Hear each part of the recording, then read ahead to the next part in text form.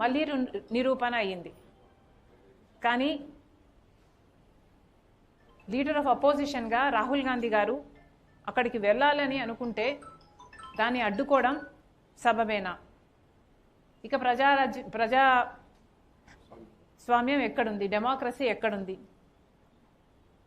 BJP party భారతీయ రాజ్యాంగాన్ని గౌరవిస్తుంది అనుకోవడానికి అసలు ఏమాత్రమైన అవకాశం ఉందా? ఒక లీడర్ ఆఫ్ అపోజిషన్గా ఉన్న వ్యక్తి అక్కడికి వెళ్ళాలనుకుంటే అడ్డుకున్నారు. దేనికని? ఏమిటి మీ భయం? ఇప్పటికే Congress party on the floor మాట్లాడుతుంది, అవుట్ సైడ్ ద ఫ్లోర్ మాట్లాడుతుంది. మరి అలాంటప్పుడు అక్కడికి వెళ్తే మాత్రం, లీడర్ ఆఫ్ అపోజిషన్ మాట్లాడితే మాత్రం మీకు వచ్చిన నష్టం ఏమిటి? బీజేపీ పార్టీ ఈ మతతత్వ రాజకీయాలను ప్రజలందరూ గమనించాలి.